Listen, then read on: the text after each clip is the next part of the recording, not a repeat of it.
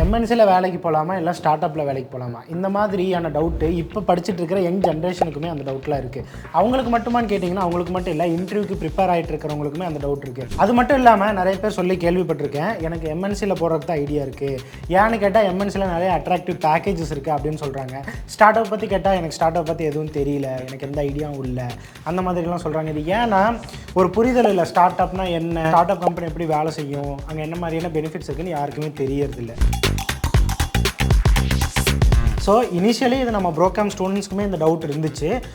அது மட்டும் இல்லாமல் எம்என்சி அப்புறம் ஸ்டார்ட் அப் இது ரெண்டுக்குமே தனித்தனியான அட்வான்டேஜஸ் இருக்குது. ஃபஸ்ட்டு எம்என்சிலேருந்து நம்ம போகலாம். எம்என்சியில் ஃபஸ்ட்டு பாயிண்ட்டு ஜாப் செக்யூரிட்டி.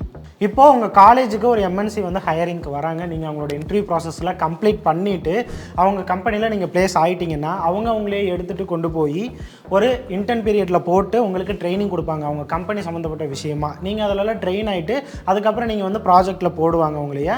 அங்கே உங்களுக்கு வந்துட்டு எதுவுமே தெரியல, உங்களுக்கு வந்து எந்த ஒரு ஐடியாவும் இல்லை, எப்படி ஒர்க் பண்ணுறதுன்னு எதுவுமே தெரியல.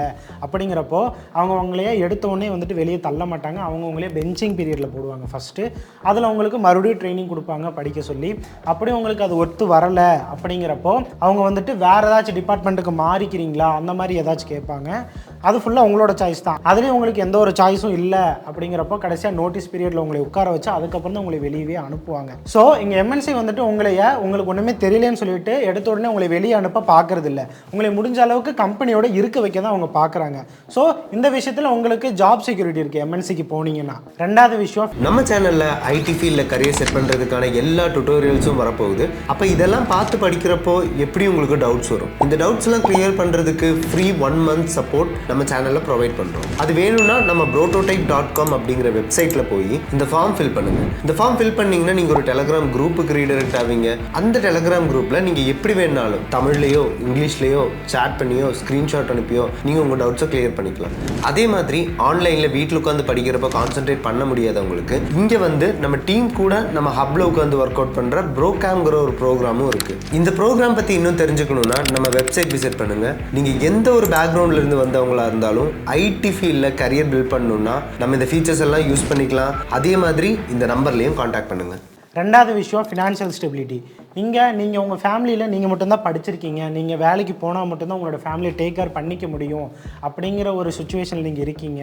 அது மட்டும் இல்லாமல் ஒரு எமர்ஜென்சி மெடிக்கல் எக்ஸ்பென்சஸ் கூட உங்களுக்கு வந்து ஒரு பேக்கப் இல்லை அப்படிங்கிறப்போ நீங்கள் தாராளமாக எம்என்சியோட பேக்கேஜை நீங்கள் அக்செப்ட் பண்ணிக்கலாம். ஏன்னா எடுத்தோடனே உங்களுக்கு எம்என்சியில் நல்ல பேக்கேஜ் கிடைக்கிறதுக்கு வாய்ப்பு இருக்குது. அதுக்காக நீங்கள் ஸ்டார்ட் அப் போகக்கூடாதுன்னு நான் சொல்லலை. ஸ்டார்ட் அப் போனீங்கன்னா இனிஷியலாக உங்களுக்கு கம்மியான பேக்கேஜ் கிடைக்கும், ஆனால் உங்களுக்கு க்ரோத் எக்ஸ்பீரியன்ஸ் அதிகமாக உங்களுக்கு வந்துட்டு நல்ல சேலரி கிடைக்கும். ஸோ நீங்கள் ஸ்டார்ட் அப் போகிறப்போ உங்கள் ஃபேமிலி வந்து உங்கள் நம்பி இல்லை, நீங்கள் மட்டும்தான் இருக்கீங்க, உங்களை நீங்கள் மட்டும்தான் பார்த்துக்க போகிறீங்க அப்படிங்கிறப்போ நீங்கள் வந்து ஸ்டார்ட் அப் போகலாம் தாராளமாக. இல்லை என்னை நம்பி தான் என் ஃபேமிலி இருக்குது, நான் சம்பாரிச்சா தான் எங்கள் வீட்டில் சாப்பாடு சாப்பிட முடியும், அந்த மாதிரி ஒரு நிலைமையில் இருந்தீங்கன்னா நீங்கள் தாராளமாக எம்என்சி எடுக்கலாம், அதில் எந்த தப்பும் இல்லை. உங்களுடைய ஃபினான்ஷியல் ஸ்டெபிலிட்டி தெரிஞ்சுட்டு உங்களோட ஜாபை சூஸ் பண்ணுங்கள். மூணாவது விஷயம் பிராண்ட் வேல்யூ. இங்கே பிராண்ட் வேல்யூ அப்படிங்கிறது இப்போ நீங்கள் வந்துட்டு ஒரு டிசிஎஸ், இன்ஃபோசிஸ், விப்ரோ இந்த மாதிரியான கம்பெனியில் நீங்கள் 1 வருஷம் 2 வருஷம் நீங்கள் வேலை பார்த்துட்டு வேறு கம்பெனி ஜம்ப் ஆகுறேன்னு வச்சுக்கோங்களேன். நீங்கள் வந்து உங்களோட ரெஸ்யூமில் மென்ஷன் பண்ணுவீங்க, எக்ஸ்பீரியன்ஸில் நான் இந்த மாதிரி இந்த கம்பெனியில் நான் இவ்வளோ நாள் வேலை பார்த்தேன் அப்படின்னு சொல்லிட்டு நீங்கள் மென்ஷன் பண்ணுவீங்க. அப்போது உங்களையே புதுசாக ரெக்ரூட் பண்ணுற கம்பெனி உங்களோட ரெஸ்யூமை பார்க்குறப்போ அதில் நீங்கள் வந்துட்டு நல்ல ரெப்யூட்டடான எம்என்சியில் வேலை பார்த்தேன்னு சொல்லிட்டு மென்ஷன் பண்ணியிருப்பீங்க. அது பார்த்தோன்னே உங்கள் மேலே அவங்களுக்கு ஒரு பிராண்ட் வேல்யூ கிரியேட் ஆகும். நாலாவது விஷயம் எக்ஸ்போஷர். இப்போ நீங்கள் ஒரு பெரிய ஒரு எம்என்சிக்கு போகிறீங்க அப்படிங்கிறப்போ அவங்க ஒரு நல்ல ஒரு இன்ஃப்ராஸ்ட்ரக்சர் மெயின்டைன் பண்ணி வச்சுருப்பாங்க. இன்ஃப்ராங்கிறது அவங்க யூஸ் பண்ணுற டெக்னாலஜி, ரிசோர்ஸஸ், ஏபிஐஸு, சாஃப்ட்வேர்ஸு இதெல்லாமே அவங்க ஓனாக பில்ட் பண்ணி வச்சுருப்பாங்க. நீங்கள் அங்கே போய் ஜாயின் பண்ணுறப்போ உங்களுக்கு இது எல்லாத்தையுமே யூஸ் பண்ணுறதுக்கான ப்ரிவிலேஜ் கொடுக்கப்படும். அந்த இடத்துல நீங்கள் வந்துட்டு அதை யூஸ் பண்ணி நீங்கள் புதுசாக ப்ராஜெக்ட் டெவலப் பண்ணலாம், உங்கள் ஸ்கில்ஸை டெவலப் பண்ணிக்கலாம், உங்களுடைய எக்ஸ்பீரியன்ஸையும் அது மூலிமா நீங்கள் டெவலப் பண்ணிக்கலாம். இப்படிப்பட்ட டெக்னாலஜிஸ்க்கெல்லாம் நீங்கள் அங்கே எக்ஸ்போஷர் ஆவீங்க. அப்புறம் இந்த மாதிரியான ஆப்பர்ச்சுனிட்டிஸ் எல்லாம் உங்களுக்கு எம்என்சியில் மட்டும்தான் கிடைக்கும். அஞ்சாவது விஷயம் ப்ராஜெக்ட் மேனேஜ்மெண்ட். இப்போ நீங்கள் வந்து ஃபஸ்ட்டு இனிஷியலாக ஒரு டெவலப்பரை போய் ஜாயின் பண்ணிவிட்டு அதுக்கப்புறம் உங்களோட எக்ஸ்பீரியன்ஸை வச்சு நீங்கள் ஒரு ப்ராஜெக்ட் மேனேஜர் ஆகிட்டீங்க அப்படிங்கிறப்போ நீங்கள் அந்த இடத்துல ஜீரா அப்படின்னு சொல்லிட்டு ஒரு சாஃப்ட்வேர் யூஸ் பண்ணுவீங்க. ஜீரா அப்படிங்கிறது ஒன்றும் இல்லை, இப்போ நீங்கள் ப்ராஜெக்ட் மேனேஜராக இருக்கீங்க, உங்களுக்கு கீழே ஒரு டீம் இருக்குது, அந்த டீம் என்னென்ன ஒர்க்கில் பண்ணிகிட்டு இருக்காங்க அதை மானிட்டர் பண்ணுறதுக்கு, அது மட்டும் இல்லாமல் உங்கள் டீம் அவங்களோட ஒர்க்கை அப்டேட் பண்ணுறதுக்கு இந்த மாதிரி ஜீரா அப்படின்னு சொல்லிட்டு ஒரு சாஃப்ட்வேர் யூஸ் பண்ணுவாங்க. அதில் அஸ் அ ப்ராஜெக்ட் மேனேஜரை நீங்கள் உங்களுடைய ஒர்க் ப்ரோக்ரஸை நீங்கள் அதில் வந்து மானிட்டர் பண்ணிக்கலாம். இந்த மாதிரியான சாஃப்ட்வேர் எக்ஸ்பீரியன்சஸ்லாம் உங்களுக்கு வந்துட்டு எம்என்சியில் மட்டும்தான் கிடைக்கும். ஆறாவது விஷயம் ஆன்சைட் ஆப்பர்ச்சுனிட்டிஸ். இப்போ நீங்கள் வேலை பார்க்குற எம்என்சியில் நல்லா ஒர்க் எத்திக்லாம் ஃபாலோ பண்ணி ஒரு ப்ராஜெக்ட் பில்ட் பண்ணி வச்சிருக்கீங்க, உங்களோட ஒர்க்கு கிளைண்ட்டுக்கு பிடிச்சிருச்சு அப்படின்னா அவங்க உங்களையே அவங்களோட ஊருக்கு கூட்டிகிட்டு போய் இருந்து ஒர்க் பண்ண சொல்லி அவங்க இன்சிஸ்ட் பண்ணுவாங்க. இதனால் உங்களுக்கு என்ன பெனிஃபிட்னா உங்களுக்கு ஹை சேலரி பேக்கேஜ், அதுக்கப்புறம் அந்த நாட்டோட ஒர்க் கல்ச்சரு, அதுக்கப்புறம் அந்த நாட்டோட கல்ச்சர், இது எல்லாத்தையும் எக்ஸ்பீரியன்ஸ் பண்ணுறதுக்கான ஒரு சான்ஸ் உங்களுக்கு கிடைக்கும். இந்த மாதிரியான ஆப்பர்ச்சுனிட்டிஸ் உங்களுக்கு எம்என்சியில் அதிகமாகவே இருக்குது. ஏழாவது விஷயம் கம்ஃபர்டபுள் ஒர்க்கிங் என்விரான்மெண்ட். நீங்கள் வந்து பார்ட்டி மூடா இல்லை சில் மூடில் இருக்கிற ஒரு ஆளா அப்படின்னா உங்களுக்கு எம்என்சி வந்து சூட் ஆகும். அதே மாதிரி நான் வந்துட்டு ஒர்க் லைஃப்பை பேலன்ஸ் பண்ணுற ஒரு ஆள் அப்படிங்கிறப்போ நீங்கள் ஃப்ரெண்ட்ஸ் இல்லை ஃபேமிலியோட டைம் ஸ்பெண்ட் பண்ணணும், லைஃப்பை நல்லா என்ஜாய் பண்ணணும் அப்படின்னு சொல்லிட்டு நினச்சிங்கன்னா உங்களுக்குமே எம்என்சி வந்து செட் ஆகும். இதெல்லாம் நான் ஏன் சொல்கிறேன்னா நீங்கள் அங்கே போய் ஜாயின் பண்ணிங்கன்னா உங்களுக்கு வந்து ஒரு காலேஜ் வைப்பு கிடைக்கும். அது மட்டும் இல்லாமல் உங்களுக்கு ஒரு கம்ஃபர்ட் கொடுக்கும். இதில் கம்ஃபர்ட் ஆகுறதுல என்ன ஒரு பிரச்சனைனா நீங்கள் சீக்கிரம் சோம்பேறி ஆயிடுவீங்க. அப்படி அதுலேருந்து நீங்கள் வெளியே வரணும்னா நீங்கள் உங்கள் கம்பெனியில் இருக்கிற ரிசோர்ஸஸ் எல்லாம் யூஸ் பண்ணி உங்களோட ஸ்கில்ஸு உங்களோட நாலேஜெல்லாம் டெவலப் பண்ணிக்கிட்டு செல்ஃப் மோட்டிவேட்டடாக ப்ரொடக்டிவாக நீங்கள் ஒர்க் பண்ணிங்கன்னா சோம்பேறி ஆகுதுலேருந்து நீங்கள் அதை வந்து தவிர்த்துக்கலாம். இப்போ நம்ம ஸ்டார்ட் அப்பை பற்றி பார்க்கலாம். ஸ்டார்ட் அப் பற்றி பார்க்குறப்போ நம்ம எம்என்சியும் ஸ்டார்ட் அப்பையும் கம்பேர் பண்ணி பார்க்கலாம். அப்போனா உங்களுக்கு வந்துட்டு ரெண்டுத்துக்கும் என்ன வித்தியாசங்கிறது உங்களுக்கு நல்லா புரியும். அதுக்கு முன்னாடி இப்போ நான் முன்னாடி சொல்லியிருந்தேன் ஸ்டார்ட் அப் பற்றி நிறைய பேருக்கு புரிதல் இல்லாமல் இருக்குது அப்படின்னு சொல்லிட்டு. அது ஏன்னா இப்போ ஒருத்தர் காலேஜ் முடிச்சு வந்துட்டு புதுசாக ஒரு கம்பெனி ஸ்டார்ட் பண்ணுறா, இல்லைனா ஒரு டிஜிட்டல் மார்க்கெட்டிங் கம்பெனி, இல்லை அது மட்டும் இல்லைனா ஒரு ஃபுட் டெலிவரி கம்பெனி, இந்த மாதிரியான புதுசாக ஏதோ ஒன்று ஸ்டார்ட் பண்ணிட்டா அது வந்து ஸ்டார்ட் அப்னு சொல்லிட்டு நிறைய பேர் தப்பாக புரிஞ்சுக்கிறீங்க. ஆனால் அது அப்படி கிடையாது. ஸ்டார்ட் அப்பில் ஃபஸ்ட்டு பாயிண்ட்டு லேர்னிங் ஆப்பர்ச்சுனிட்டிஸ். இப்போ நீங்கள் ஒரு ஸ்டார்ட் அப்பில் போய் ஜாயின் பண்ணிட்டீங்க அப்படிங்கிறப்ப அந்த இடத்துல உங்களுக்கு ஹியூமன் ரிசோர்ஸஸ் ரொம்ப கம்மியாக இருக்கும். அந்த டைமில் அந்த ஸ்டார்ட் அப்போட ஒரு ஃபுல் ஸ்ட்ரக்சரை எடுத்து நீங்கள் வேலை பார்க்குறதுக்கான ஒரு ஆப்பர்ச்சுனிட்டி உங்களுக்கு அங்கே கிடைக்கும். அது மட்டும் இல்லாமல் உங்களுக்கு ஒரு விஷயம் தெரியல அப்படின்னா நீங்கள் அங்கே வந்துட்டு லேர்ன் பண்ணி இம்ப்ளிமெண்ட் பண்ணுவீங்க. ஸோ உங்களுக்கு ஸ்டார்ட் அப்பில் லேர்னிங் ஆப்பர்ச்சுனிட்டிஸ் அதிகமாகவே இருக்குது. ரெண்டாவது விஷயம் உங்களுக்கு பிடிச்ச டொமைனில் நீங்கள் ஒர்க் பண்ணலாம். இப்போ நீங்கள் ஒரு ஸ்டார்ட் அப்பில் ஒரு ஃப்ரண்ட் அண்ட் டெவலப்பராக போயிருக்கீங்க, ஆனால் உங்களுக்கு வந்துட்டு பேக் எண்ட்லேயும் உங்களுக்கு கொஞ்சம் நாலேஜ் இருக்குது, ஆனால் லேர்ன் பண்ணால் நான் அதை வந்து நல்லா கற்றுக்குவேன் அப்படின்னு சொல்லிட்டு ஒரு கான்ஃபிடன்ஸ் இருந்துச்சுன்னா மோரோவர் அந்த ஸ்டார்ட் அப் உங்களுடைய ஸ்கில்லை அவங்க வந்து வெல்கம் பண்ணுவாங்க, உங்களை அந்த ஒர்க்கை எடுத்து பார்க்க அலோவ் பண்ணுவாங்க. அந்த இடத்துல உங்களுக்கு வந்துட்டு பிடிச்ச டொமைனில் நீங்கள் ஒர்க் பண்ணுறீங்கல்ல, இந்த ஆப்ஷன் உங்களுக்கு வந்து ஸ்டார்ட் அப்பில் கிடைக்கும். அதே இது நீங்கள் எம்என்சிக்கு போயிட்டீங்கன்னா அவங்க கொடுக்குற வேலையை தான் நீங்கள் பார்க்கணும். அதுவுமே உங்களுக்கு பிடிச்ச டொமைன் கிடைக்கிறது ரேரு தான், அது உங்கள் லக்கை பொறுத்து தான் உங்களுக்கு கிடைக்கும். மூணாவது விஷயம் தேர்ட் பார்ட்டி ஏபிஐஸ். ஸ்டார்ட் அப்பை பொறுத்த வரைக்கும் அவங்களுக்கு அவங்களோட வேலை சீக்கிரமாக முடியணும். அப்போது நீங்கள் ஒரு தேர்ட் பார்ட்டி ஏபிஐ சஜஸ்ட் பண்ணுறீங்க அப்படிங்கிறப்போ ஸ்டார்ட் அப் உடனே அதுக்கு ஓகே சொல்லி அதை உங்களுக்கு யூஸ் பண்ண அலோவ் பண்ணுவாங்க. இதே இது நீங்கள் எம்என்சி போயிட்டீங்கன்னா அப்படியெல்லாம் பண்ண மாட்டாங்க. அவங்க நிறைய டெஸ்ட் பண்ணுவாங்க. இனிஷியலாக செக்யூரிட்டி, வல்னரபிலிட்டி, இந்த மாதிரி ஏகப்பட்ட டெஸ்ட்லாம் முடித்து அது ஓகேனா தான் அலோவ் பண்ணுவாங்க. சில டைமு அது வேணாம் அப்படின்னு சொல்லிட்டு ஸ்க்ராட்ச்லேருந்து டெவலப் பண்ண சொல்லிடுவாங்க.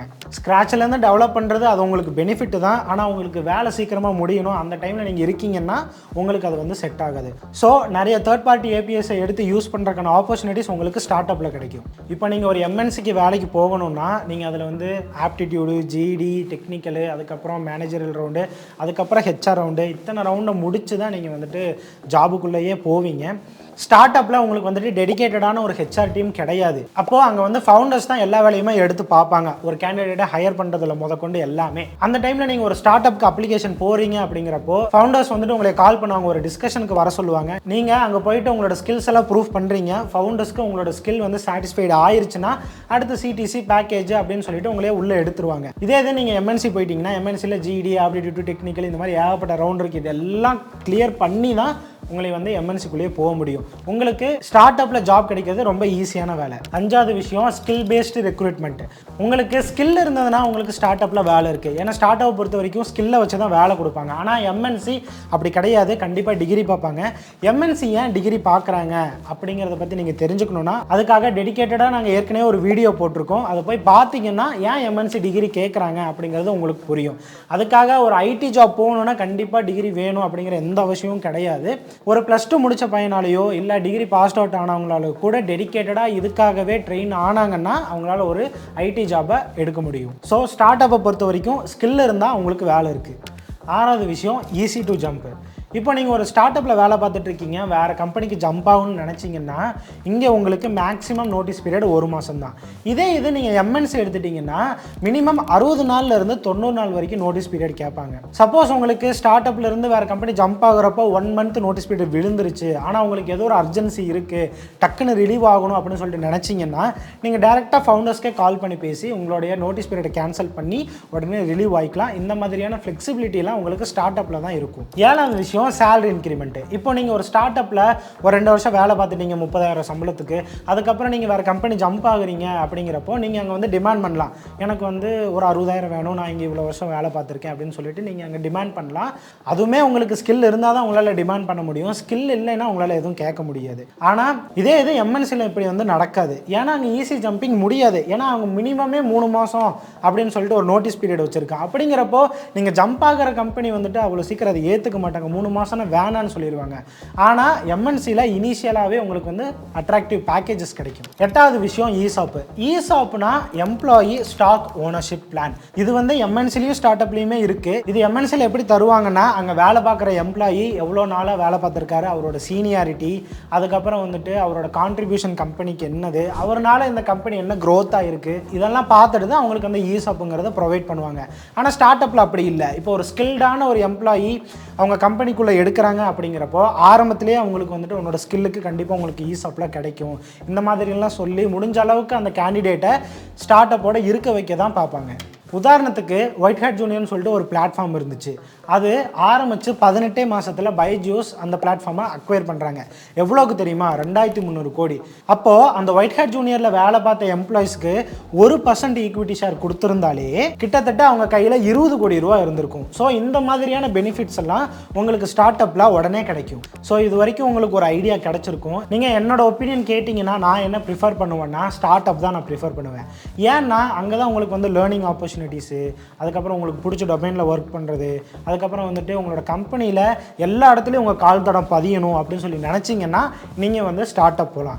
இல்லை நான் வந்து ஒரு பார்ட்டி மூடு சில் மூடில் இருக்கேன், ஒர்க் லைஃப்பை பேலன்ஸ் பண்ணணும், அந்த மாதிரியான ஒரு மைண்ட் செட்டில் இருக்கீங்கன்னா நீங்கள் தாராளமாக எம்என்சி சூஸ் பண்ணிக்கோங்க. ஆனால் எம்என்சியில் போயிட்டிங்கன்னா அங்கே உங்களுக்கு வந்து இன்டர்னல் பாலிடிக்ஸ்லாம் நடக்கும். அங்கே உங்களோட டீம் லீடு யாராச்சும் ஒருத்தருக்கு ஃபேவரலாக இருக்கலாம், உங்களுக்கு பிடிக்காத விஷயத்தெல்லாம் செய்யலாம்.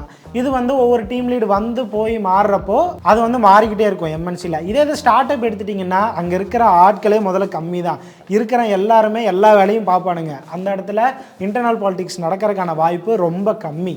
இதே இது எம்என்சியில் எடுத்துட்டிங்கன்னா நல்ல ட்ரெஸ் கோடெல்லாம் வந்து ஃபாலோ பண்ணுவாங்க. இதே இது ஸ்டார்ட் அப் எடுத்துட்டிங்கன்னா அந்த மாதிரி எதுவும் கிடையாது.